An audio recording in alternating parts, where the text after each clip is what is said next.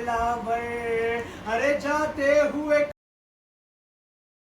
کر آخری احسان یہ مجھ پر ارے جاتے ہوئے کر آخری احسان یہ مجھ پر ایک بار بس ایک بار مجھے کہہ دے برادر بھائی کی صدا نکلی گھر جیسے دہن سے کی روح نے پرواز ادھر اسی کے بدن سے دم توڑ کے جو شہنے علمدار کو دیکھا خود کو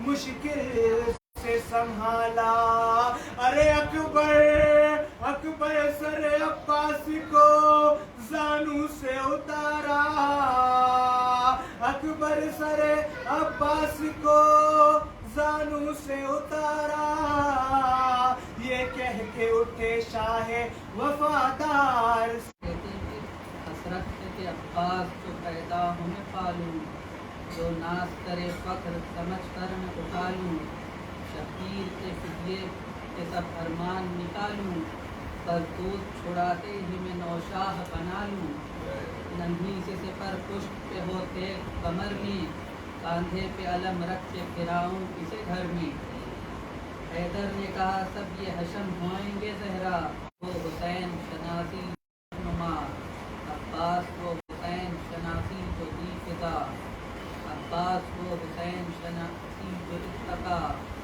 عباس وہ حسین شناسی جو کربلا جد و جہاد کوئی بھی جس سے سوا نہیں جس کربلا کے کربلا نہیں بچپن سے 12 سال تک خیبر خوشا کے ساتھ حسرت سے نکاح کرتے تھے جنگاہ کی جانب الفت کے کبھی دیکھتے تھے شاہ کی جانب ہاتھوں سے کہا زور ہمیں آج دکھانا سینے سے کہا ہو جائیو تیروں کا نشانہ پاؤں سے کہا پھر کے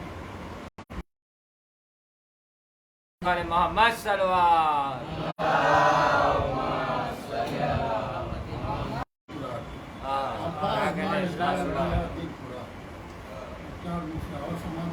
کہ آنگن میں تجلی کے قدم دیکھ رہا تھا آنگن میں تجلی کے قدم دیکھ رہا تھا سر چاند ستاروں کے بھی خواب میں غازی کا علم دیکھ رہا تھا خواب میں غازی کا علم دیکھ رہا تھا اور چار مصرع مولانا عباس کی شان میں فرمایا کہ مشکیزہ اس جری نے یوں بھر کر اٹھا لیا مشکیزہ اس جری نے یوں بھر کر اٹھا لیا دریا کا جسم چھوڑ دیا اور سر اٹھا لیا دریا کا جسم چھوڑ دیا اور سر اٹھا لیا کیا ہوتا جو اس کے ہاتھ میں ہوتی ذوالفقار کیا ہوتا جو اس کے ہوتی ذوالفقار کیا ہوتا جو اس کے ہاتھ میں ہوتی ذوالفقار اس نے ایک نیزے پہ لشکر اٹھا لیا اس نے ایک نیزے پہ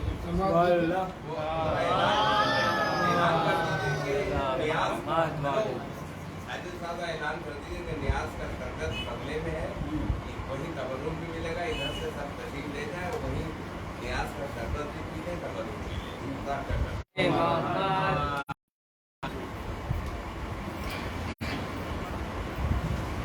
اور محمد والے محمد صلوات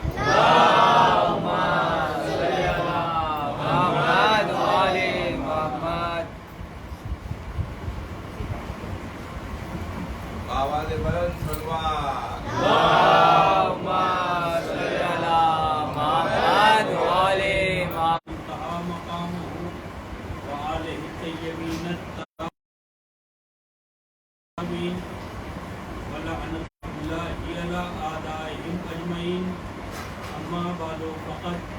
قال الله تبارك وتعالى في محكم كتابه الكريم وفرقان الحميد وقال الحق بسم الله الرحمن الرحيم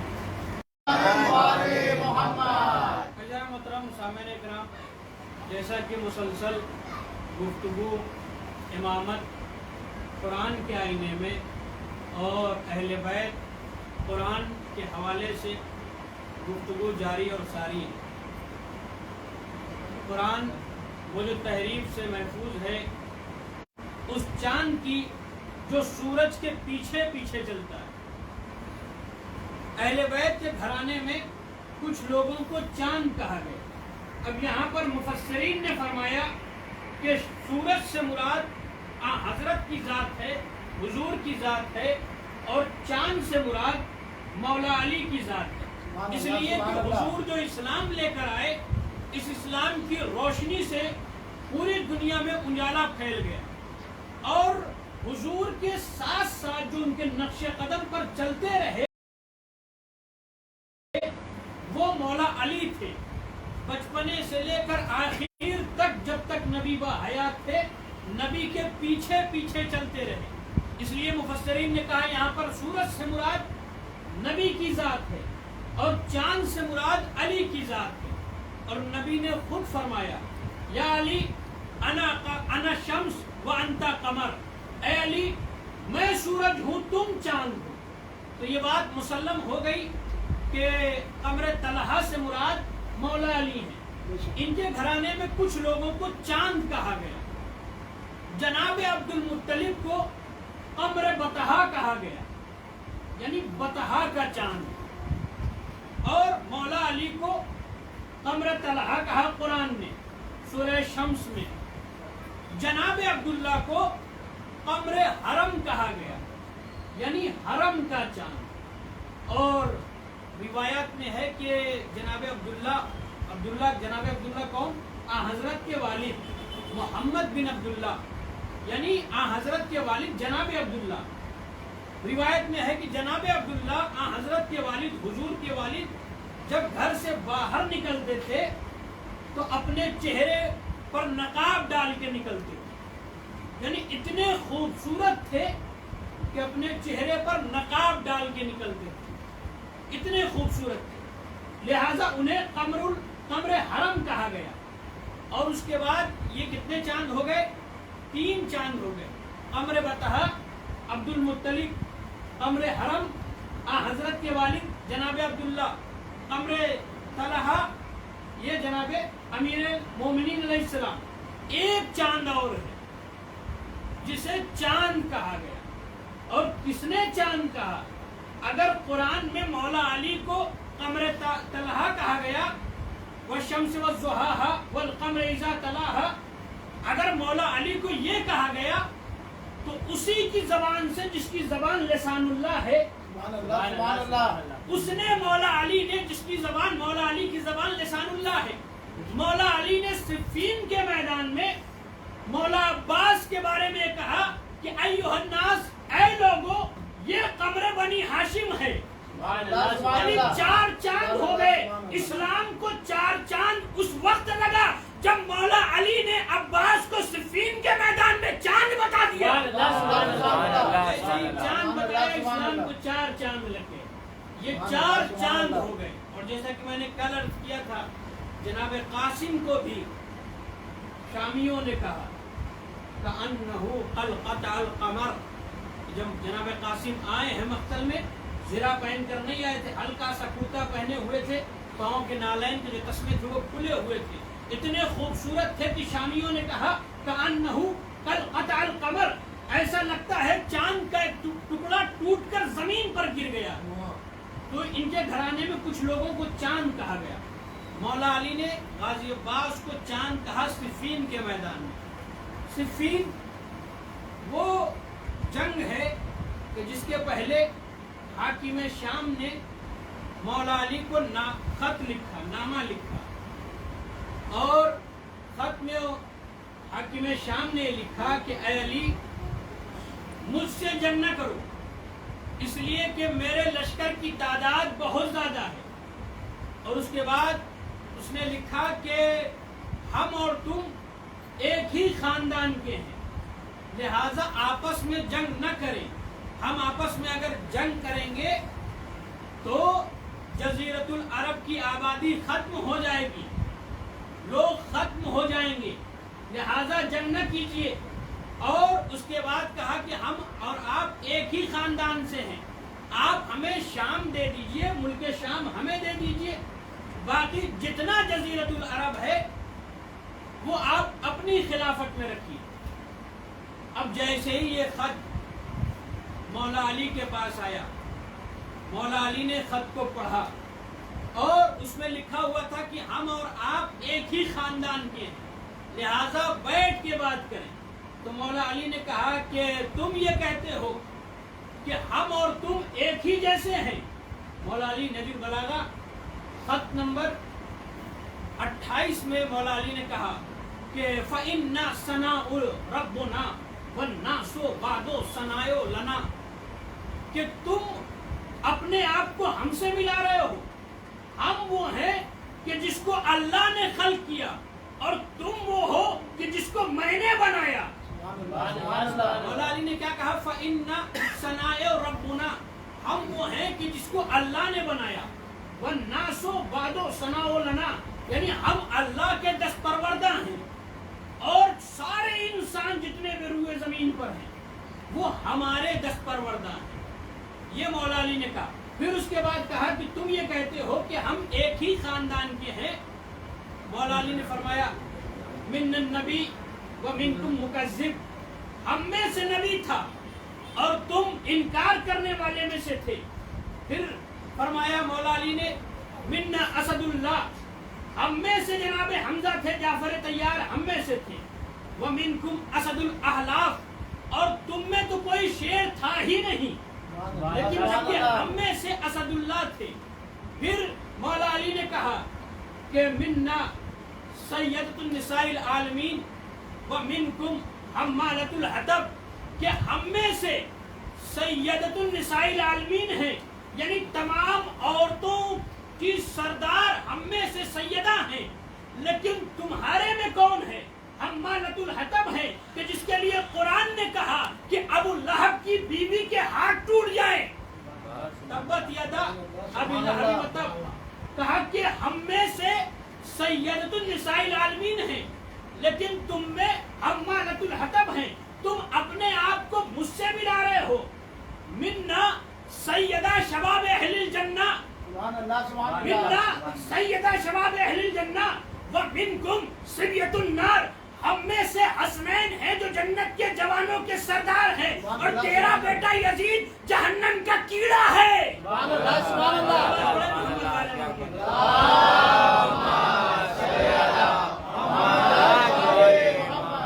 منا سیدۃ شباب اہل الجنہ ومنکم صبیۃ النار، ہم میں سے ہمارے بیٹے حسن حسین جنت کے جوانوں کے سردار ہیں، اور تمہارا بیٹا یزید جہنم کا کیڑا ہے۔ اب جیسے ہی مولا علی نے اس کے آگے بڑھ کر کہا کہ تم یہ کہتے ہو کہ اگر ہم آپس میں لڑیں گے صفین ہوگی تو جزیرۃ العرب کی بڑی آبادی ختم ہو جائے گی، لہذا تمہیں اگر اس بات کا خوف ہے تو ایک تلوار تم لے لو اور ایک تلوار میں لے لوں، اور آ جاؤ میدان میں، کوئی اور نہیں آئے گا، تم بھی حملہ کرو ہم بھی حملہ کریں گے۔ اگر تم بچ گئے تو تمہارے ہاتھ میں حکومت ہوگی، اگر میں بچ گیا تو میرے ہاتھ میں حکومت ہوگی۔ یہ کہہ کر مولا علی نے خط کو تمام کیا اور خط دیا اپنے ایک صحابی کو جن کا نام ترمہ ابن عدی تھا۔ ترمہ ابن عدی جب خط کو لے کر پہنچے ہیں حاکم شام کے دربار میں تو خط کو اپنے امامے میں رکھا تھا۔ ادھر حاکم شام اور ان کا پورا جو ان کی جو پوری بزم میں لوگ بیٹھے ہوئے تھے سب ہنسی مذاق کر رہے تھے۔ جیسے ہی ترمہ ابن عدی داخل ہوئے یا علی کہتے ہوئے ایسا لگا ایوان باطل میں زلزلہ آ گیا، ایسا لگا ایوان باطل میں زلزلہ آ گیا۔ ایک مرتبہ لوگوں نے جیسے ہی علی کا نام سنا لوگ خوفزدہ ہو گئے۔ آج بھی ہمارے یہاں جو نعرہ لگایا جاتا ہے نعرہ حیدری، ایسا نعرہ کہیں نہیں ہے، نہ کوئی بم ایسا ہے نہ کوئی ہتھیار ایسا ہے۔ یہ نعرہ جب مدرسہ حجتیہ میں لگا تھا وہاں پر حزب اللہ کے آئے ہوئے تھے حسن نصر اللہ صاحب، جیسے ہی ہندوستانیوں نے، اور یہ نعرہ زیادہ تر ہندوستانی اور پاکستانی لگاتے ہیں، جیسے ہی ہندوستانی اور پاکستانیوں نے نعرہ حیدری لگایا ہے حسن نصر اللہ لرز گئے اور انہوں نے کہا ایسا نعرہ تو میں نے کبھی سنا ہی نہیں تھا، دنیا کے تمام اسلحے ایک طرف، یہ نعرہ ایک طرف، اس لیے کہ اس کے اندر نام علی کی طاقت ہے۔ نعرہ حیدری،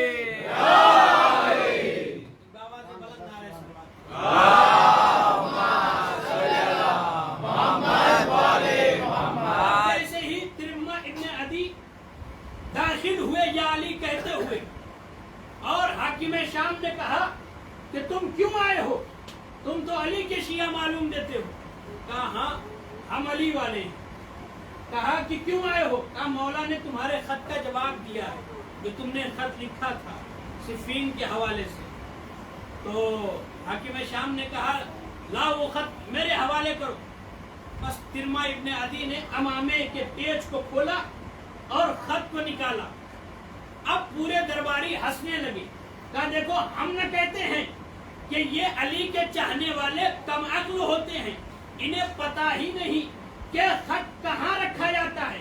ارے خط کو کمر میں باندھ کے رکھا جاتا ہے تاکہ گرے نہ۔ ترمہ ابن عدی نے مسکرا کے کہا تجھے خبر نہیں، خط یہ کسی اور کا نہیں ہے، خط علی کا ہے، لہذا بلندی پر ہوگا۔ علی بلندی پر ہوگا۔ جیسے ہی اس کے جواب کو حاکم شام نے سنا، ابھی تو یہ مذاق کرنے والے تھے، سارا نشہ ان کا اتر گیا، اور اس کے بعد خط کو لیا ہے، امر آس کو خط دیا۔ امر آس حاکم شام کو مشورہ دیا کرتا، اس کا ایڈوائزر تھا۔ اب جیسے ہی اس کے ہاتھ میں خط دیا، کہا کہ پڑھو اسے بآواز بلند۔ جیسے ہی وہ امر آس نے خط کو پڑھنا شروع کیا، فوراً حاکم شام لرزنے لگا، اور جیسے ہی خط تمام ہوا وہ ساری باتیں جو میں نے آپ کو پہلے سنا دی کہ ہم میں اسد اللہ ہے اور تم میں کوئی شیر ہی نہیں ہے، ہم میں جناب سیدہ ہیں اور تمہارے یہاں جو عورتیں ہیں حمالۃ الحطب ہیں، اور ہمارے بیٹے جنت کے جوانوں کے سردار ہیں، تیرا بیٹا یزید جہنم کا کیڑا ہے۔ اور یہ ساری باتیں جب امر آس نے پڑھا ہے تو ایک مرتبہ حاکم شام نے کہا کہ اے امر آس پھر بتا اس خط کا جواب کیا ہوگا، اب اس کے خط کے جواب کے بارے میں بتاؤ کہ اس خط کا جواب کیا ہوگا۔ تو امر آس نے مسکرا کے خط کو تھام کے کہا کہ اس خط کا کوئی جواب نہیں، یہ خط لاجواب ہے۔ سبحان اللہ سبحان اللہ۔ یہ خط لاجواب ہے، اس خط کا کوئی جواب ہو ہی نہیں سکتا۔ تو حاکم شام نے کہا کوئی تو حل ہوگا۔ کا ایک حل ہے جو آخر میں کہا ہے علی نے، کا کیا حل ہے؟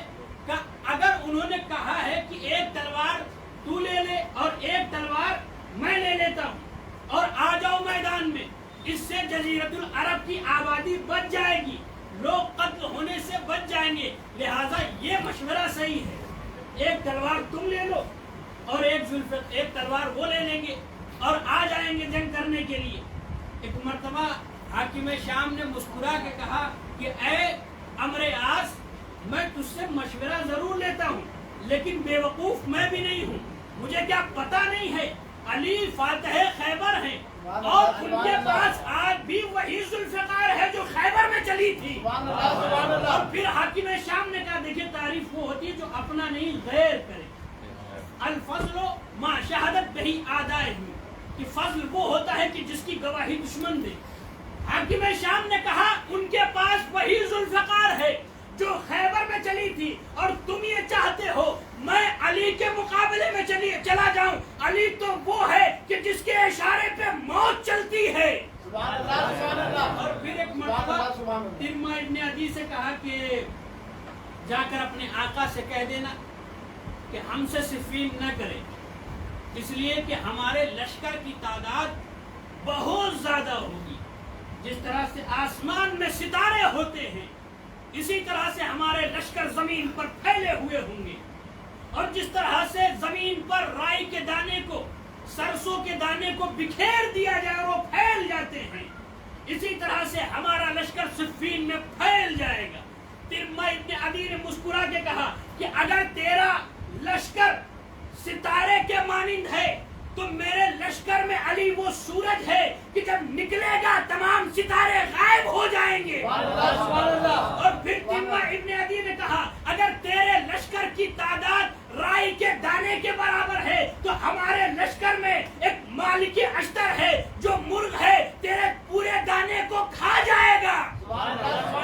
اور جیسے ہی تیمہ ابن عدی نے حاکم شام کی آنکھوں میں آنکھیں ڈال کے کہا معمولی بات نہیں ہے، لشکر اس کا، تخت اس کا، تاج اس کا، حکومت اس کی، سب کچھ اس کا ہے، فوج اس کے، اسلحے اس کے، سب کچھ اس کا ہے، لیکن یہ علی کا چاہنے والا ہوتا ہے کہ جو باطل کی آنکھوں میں آنکھیں ڈال کے بے باکی سے بولتا ہے. جیسے ہی اس حوصلے کو، اس تیور کو، اس بے باکی کو حاکم شام نے سنا، کہا کیا کوئی تم میں ہے جو تیمہ کی طرح بول سکے؟ تو لوگوں نے کہا کہ اگر میرا امیر علی جیسا ہوتا تو ہم بھی ایسے ہی بولتے. کہ حاکم شام تیرا مقدر ہے کہ تو علی جیسا نہیں ہے. سلام پڑھے محمد والے محمد.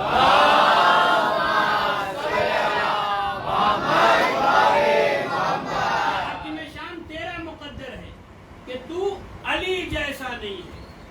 اور جناب امیر کے بارے میں قرآن نے قسم کھا کے کہا اور ان کے بارے میں کہا کہ یہ چاند ہیں. اللہ نے بہت ساری چیزوں کی قسمیں کھائی ہیں.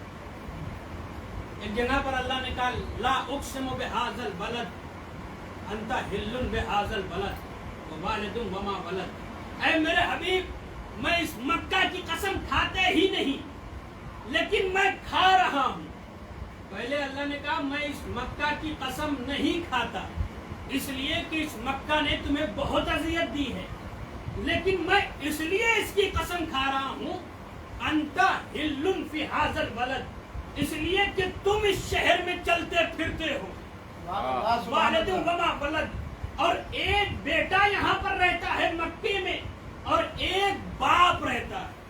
اب مفسرین نے، تفسیر کرنے والوں نے بہت سارے لوگوں کا نام لکھا، کہا کہ یہاں پر باپ سے مراد آدم ہے اور بیٹے سے مراد آدم کے بیٹے ہیں. لیکن میں یہ کہتا ہوں جو تفسیر لکھی البرہان نے، تفسیر البرہان نے جو لکھا سید ہاشم بحرانی نے، انہوں نے وہ جو تفسیر کی ہے وہ میں آپ کے سامنے پیش کرتا ہوں. اس لیے کہ زیادہ تر لوگوں نے یہ لکھا، یعنی طرفین نے، اہل سنت نے اور اہل تشیع نے یہ لکھا کہ یہاں پر باپ اور بیٹے سے مراد آدم اور ان کی اولاد ہیں، لیکن نبی آدم کے بعد آئے ہیں. نبی آدم کے بعد آئے ہیں اس دنیا میں، بظاہر اس دنیا میں مکے میں آدم کے بعد آئے ہیں. اس لیے کہ قرآن نے کہا لا اقسم بہذا البلد انت حل بہذا البلد، میں اس مکہ کی قسم نہ کھاتا لیکن میں اس لیے کھا رہا ہوں میرے حبیب چونکہ تم اس میں رہتے ہو، لہذا نبی رہتے ہیں تو اللہ نے قسم کھائی. پھر کہا کہ ایک باپ رہتا ہے اور ایک بیٹا رہتا ہے.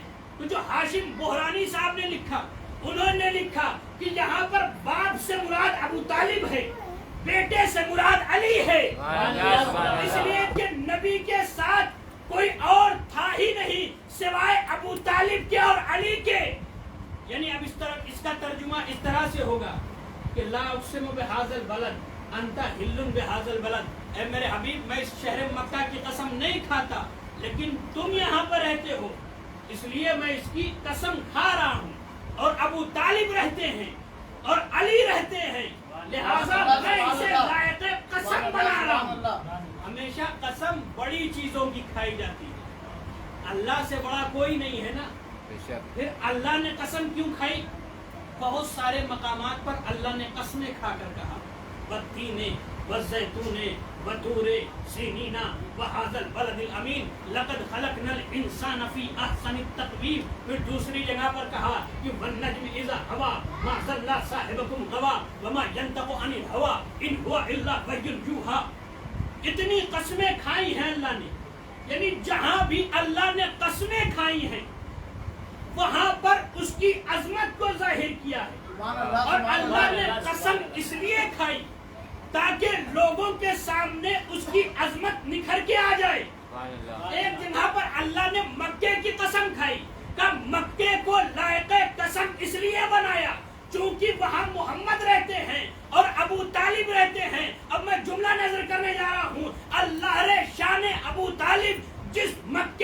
ابو طالب آ جائیں اللہ اسے لائق قسم بنا دیتا ہے، تو وہ علی کیسا ہوگا کہ جس کی آغوش میں، وہ ابو طالب کیسا ہوگا کہ جس کی آغوش میں محمد پلے ہیں۔ ابو طالب کے ایمان پر شک کرنا چھوڑ دو، اس لیے کہ ابو طالب مومن اول ہیں۔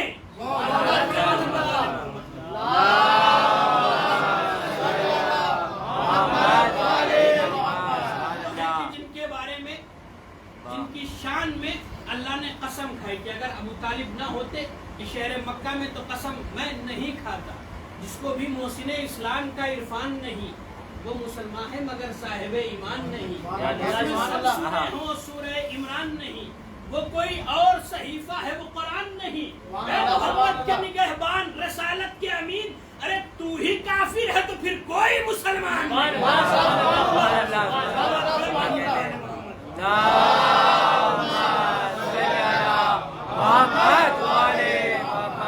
دوسری قسم کھائی اللہ نے، وَالنَّجْمِ إِذَا هَوَىٰ مَا ضَلَّ صَاحِبُكُمْ غَوَىٰ وَمَا يَنطِقُ عَنِ الْهَوَىٰ إِنْ هُوَ إِلَّا وَحْيٌ يُوحَىٰ، کہ ستارے کی قسم جب کہ وہ ٹوٹا، ستارے کی قسم جب کہ وہ ٹوٹا، لیکن آپ دیکھیں کہ ٹوٹی ہوئی چیز کی قسم اللہ کھا رہا ہے۔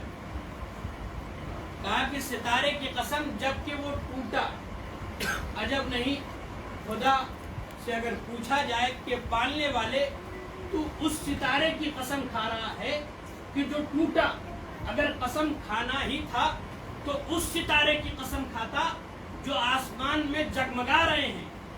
ٹوٹے ہوئے ستارے کی قسم کیوں کھا رہا ہے؟ تو عجب نہیں قدرت آواز دے مجھے ستارے کی شان کو ظاہر کرنا ہے، لہٰذا یہ عام ستارہ نہیں ہے، یہ زہرا ستارہ ہے، یہ ٹوٹا ہے اہل بیت کی محبت میں، یہ ٹوٹا ہے اہل بیت کی محبت میں، یعنی جو ستارہ اہل بیت کی محبت میں ٹوٹ جائے اللہ اسے لائق قسم بنا دیتا ہے۔ ہو سکتا ہے یہی سے وہ محاورہ نکلا ہو کہ کسی کو چاہو تو ٹوٹ کر چاہو، ستارے نے اہل بیت کو ایسا ٹوٹ کے چاہا کہ اللہ نے اسے قسم بنا دیا۔ محمد والے محمد،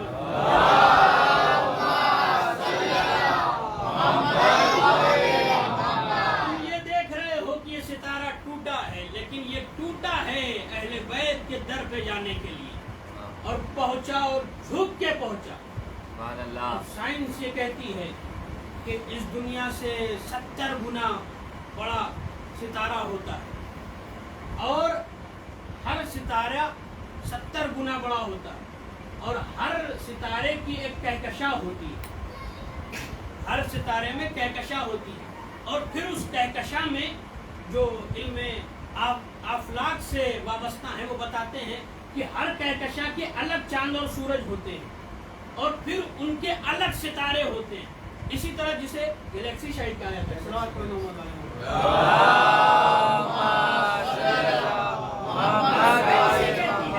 کہ ایک ستارہ اس دنیا سے 70 گنا بڑا ہے، اور آپ دیکھیں کہ ستارہ اتر کہاں رہا ہے؟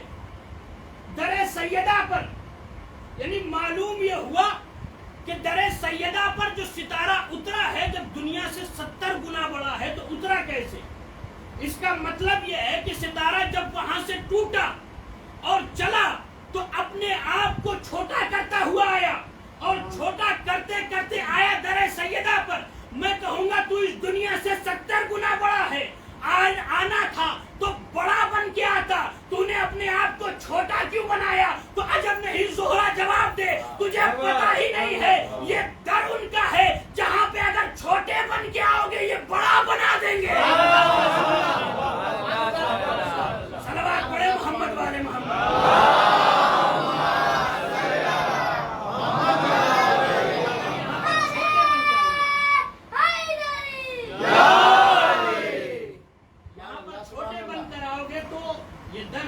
بڑا بنا دے گا۔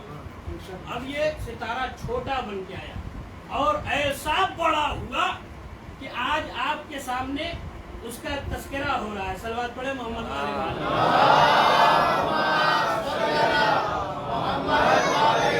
اللہ نے قسمیں بہت ساری چیزوں کی کھائی، اور कसम खा के कहा कि अली ही चांद है।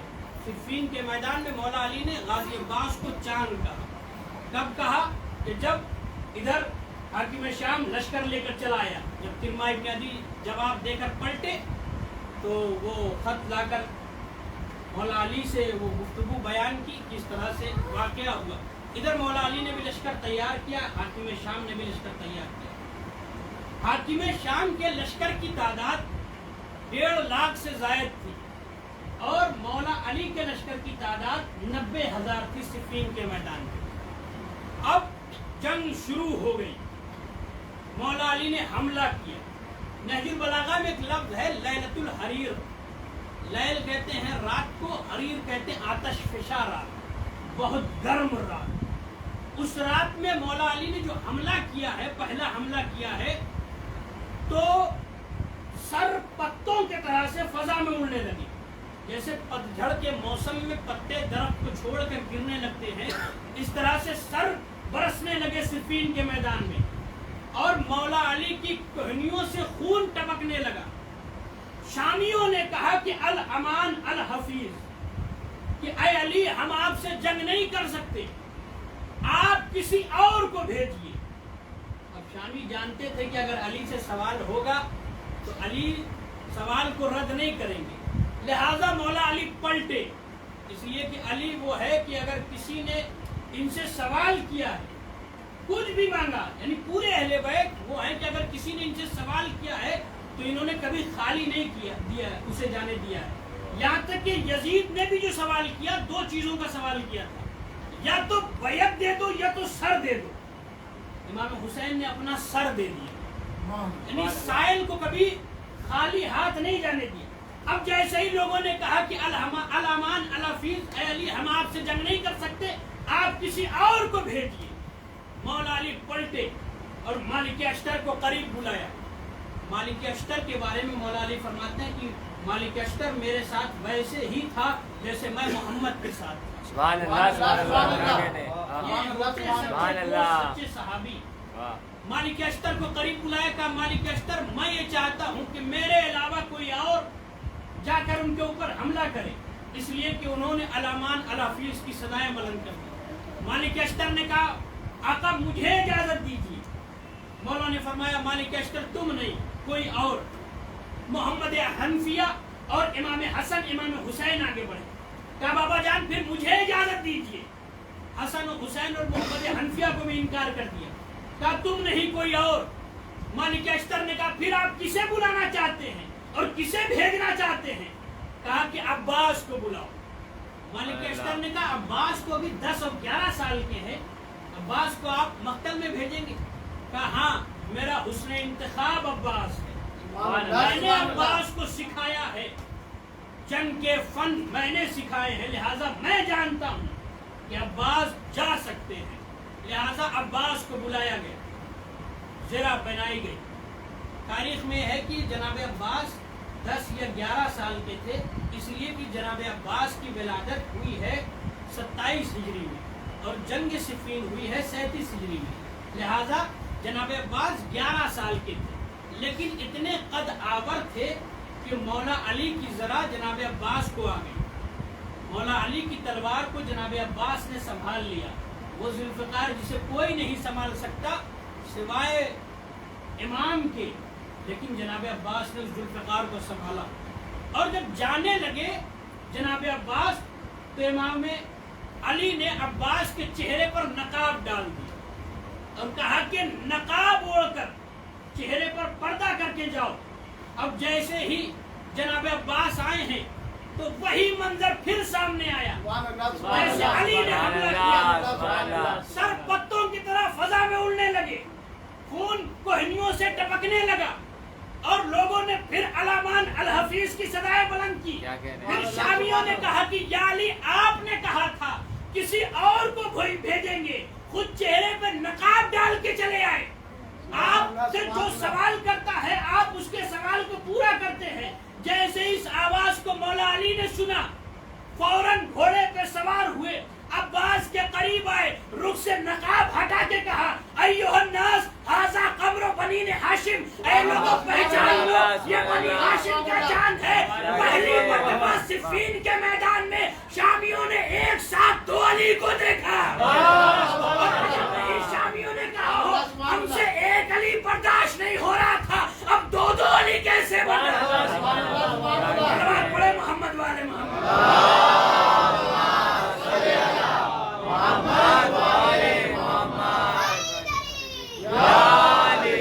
पहली मर्तबा सिफ़ीन के मैदान में शामियों ने एक साथ 2 अली को देखा। कहा इनके भी तेवर वैसे ही थे और अब्बास के तेवर भी वैसे ही थे। फिर गाजी अब्बास पलटे, थोड़ी देर बाद फिर पलट कर आए और उन्होंने जंग करना शुरू की। एक रिवायत ये। दूसरी रिवायत ये कि गाजी अब्बास जब चेहरे पर नकाब डालकर आए तो आवाज दी कोई है जो मेरा मुकाबला कर सके।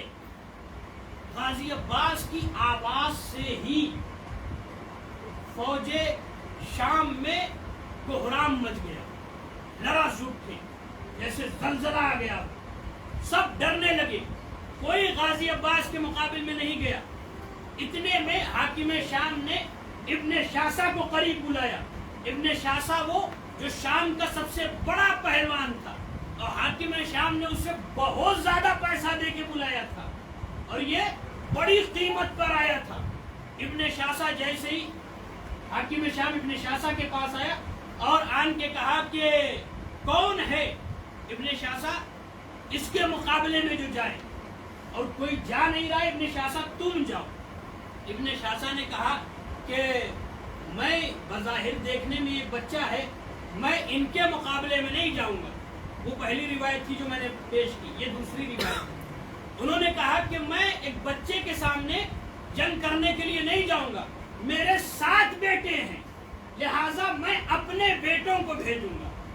अब उसने जो सबसे छोटा बेटा था उसको भेजना शुरू किया। कहा कि मैं 10,000 के लश्कर से तनहा लड़ता हूँ, मेरी शान ये नहीं है कि मैं किसी बच्चे के मुकाबले में जाऊँ। उसे पता ही नहीं था कि आले मोहम्मद के घराने वाले अली वाले चाहे छोटे अली हो या बड़े अली हो, सब अली होते हैं, सब अली होते हैं। और फिर हाकिम शाम ने एक जुमला ये भी कहा था कि 3 ही सिर्फ ऐसे लोग थे जो 10,000 के लश्कर से तनहा लड़ते थे।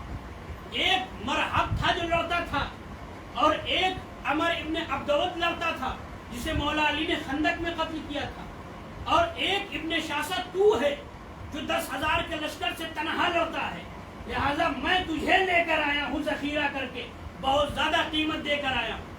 इसने कहा ठीक है मैं अपने बच्चों को भेजता हूँ। अब सबसे छोटे बेटे को भेजा। तारीख के जुमले हैं कि वो इब्ने शासा का बेटा गाजी के करीब नहीं आ पाया। गाजी ने दूर ही से उसे नेज़े से उठाया और फजा में बुलंद किया, तलवार से मारा, 2 टुकड़े हो गया।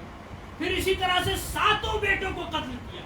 इधर मौला अली ये कह रहे हैं कि इब्ने शासा के बेटों को वैसे ही अब्बास ने कत्ल किया जैसे मैंने खैबर के मैदान में मरहब और अंतर को मारा था। और फिर जब इब्ने शासा के 7 बेटे मार दिए गए, इब्ने शासा गुस्से में आया और कहा कि मैं अपने बेटों का बदला लूंगा और मैं इस बच्चे को कत्ल करके आऊंगा। बड़े जोश के साथ ये आगे बढ़ा। जैसे ही ये आगे बढ़ा, गाजी अब्बास ने ऐसा हमला किया कि इब्ने शासा भी 2 हिस्सों में तकसीम हो गया। मौला अली के लश्कर में अल्लाह अकबर की सदाएं आने लगी। लोग पलटे। एक मर्तबा मालिक अश्तर ने कहा कि आपने अब्बास को ही क्यों भेजा था? मौला अली ने कहा कि मैंने अब्बास को इसलिए भेजा था कि कल करबला के मैदान में यही शाम वाले आएंगे हुसैन को कत्ल करने के लिए। मैं अब्बास की शुजाअत दिखाकर बताना ये चाहता हूँ कि लाखों का लश्कर एक तरफ, अब्बास अगर अकेला हो तब भी सबके ऊपर भारी रहेगा।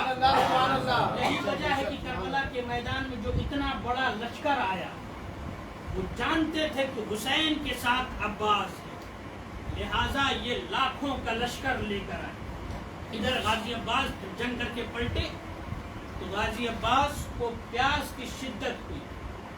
जैसे ही गाजी अब्बास को प्यास की शिद्दत हुई, امام حسین نے محسوس کیا کہ میرا عباس پیاسا ہے، لہٰذا ایک کوزے میں پانی بھرا، لے کر عباس کے پاس پہنچے۔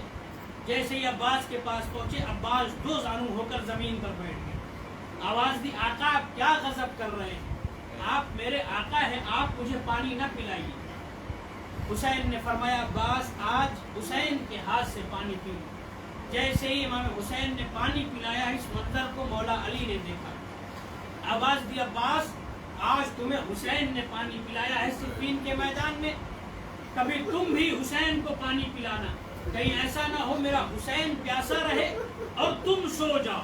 جیسے ہی عباس نے سنا ہے، اس کے بعد سے عباس نے سونا چھوڑ دیا۔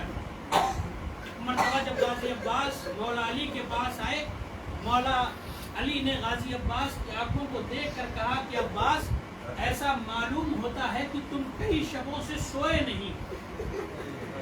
جناب زینب نے پڑھ کر کہا کہ بابا آپ نے جو کہا کہیں ایسا نہ ہو کہ میرا حسین پیاسا ہو اور عباس میرے حسین کو پانی کی ضرورت ہو، عباس تم سوتے رہو، لہٰذا یہ عباس اسی وجہ سے جاگ رہے ہیں۔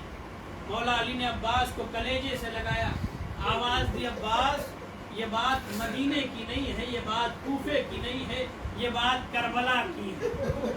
تو حسین پیاسا رہے گا، ہاں نادارو وہی عباس جس نے صفین کے میدان میں 11 یا 10 سال کی سن میں اس طرح سے جنگ کی، وہی عباس کربلا میں 32 سال کا تھا۔ آپ شجاعت کا اندازہ لگائیں کہ عباس کیسے شجاع تھے۔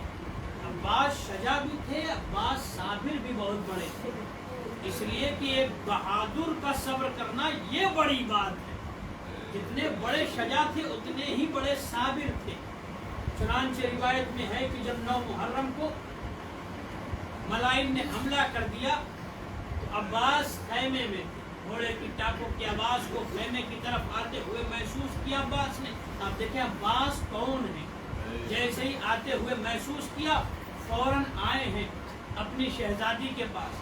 آواز دی شہزادی ملائن نے حملہ کر دیا ہے، مجھے آقا سے اذن جہاد دلا دیجیے۔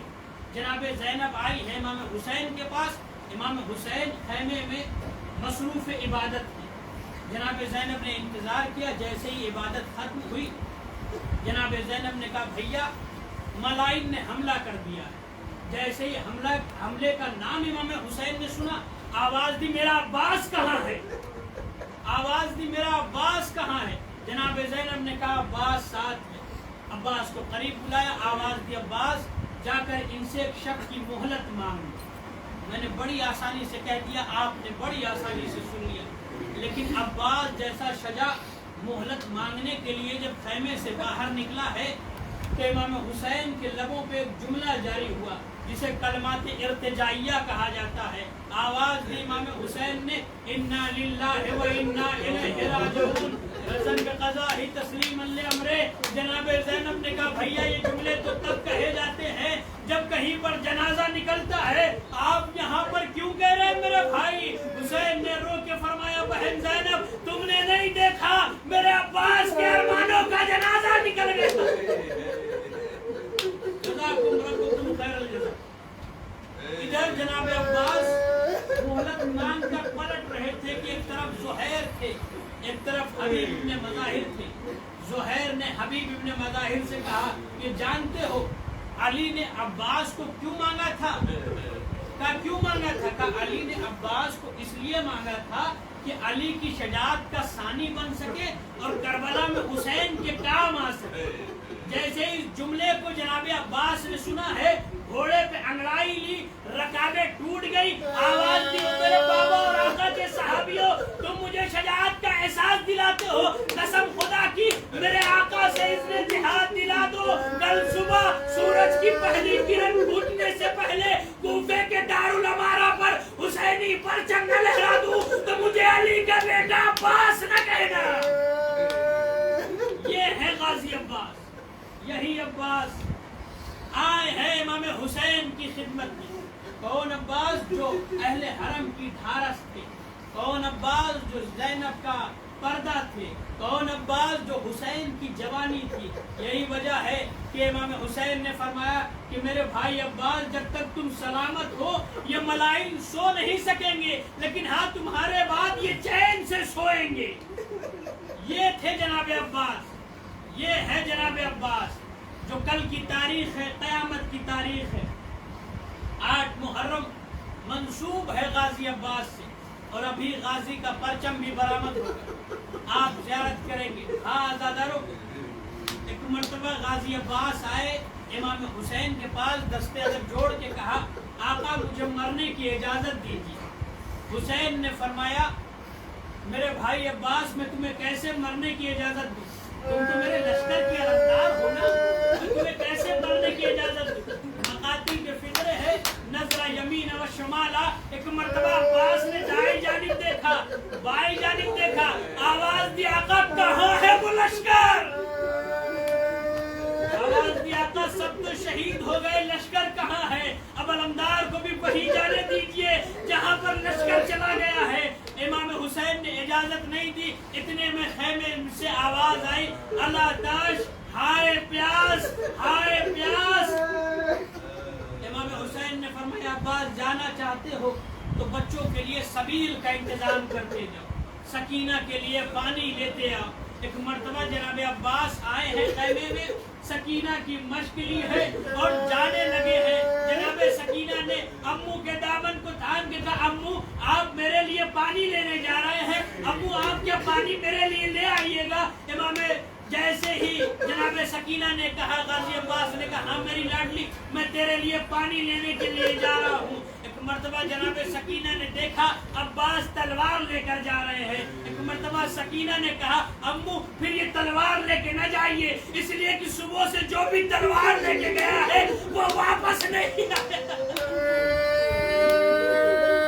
अम्मू आप तलवार लेके न जाइए, इसलिए कि जो भी गया है वो वापस नहीं आया। बस जैसे ही जनाब अब्बास ने सुना है, तलवार को तोड़ दिया, एक नेज़े को उठाया, लेकर आए हैं। नेज़े को उठाकर और जनाब सकीना की मश्क को लेकर आए हैं अपने आका के पास। अब इजाजत चाहते हैं। इमाम हुसैन ने अब्बास को रोका, अलम को लिया, उस पर लिखा हुआ था नस्रुम मिनल्लाहि फतहुल करीम, उसको काट के लिखा, इन्ना लिल्लाहि व इन्ना इलैहि राजिऊन। अब्बास आए हैं।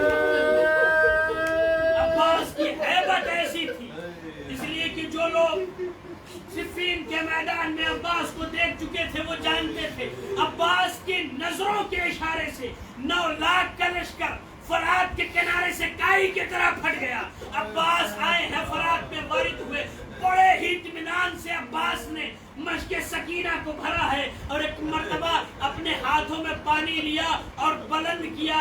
एक मर्तबा शायद सकीना तसव्वुर में आ गई हो और फरात को फरात के मुंह पे मार के कहा कि आए फरात, तू अब्बास के नफ्स का इम्तिहान ले रही है। अरे खैमे में मेरे आका के बच्चे प्यासे हैं, मेरा आका प्यासा है, ये अब्बास पानी नहीं। पानी को फेंका है, अब्बास ने मश्क सकीना को भरा, अलम में बांधा, लेकर नशेब से बुलंदी की तरफ जाने लगे। आपका मुशाहिदा है, दरिया जब भी बहता है हमेशा पस्ती में बहता है, नशेब में बहता है।